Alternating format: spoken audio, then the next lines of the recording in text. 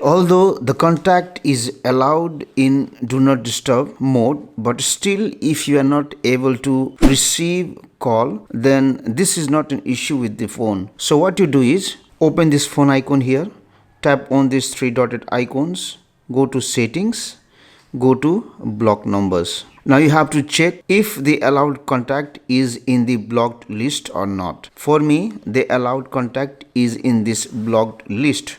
So what I will do is I will tap on this minus icon here and then remove the contact from the blocked list. The next thing that you have to do is you have to go to modes and routines,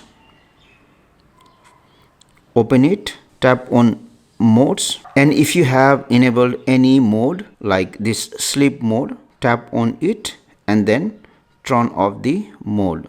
Similarly, go back and go to routine. Check if you have enabled any routine.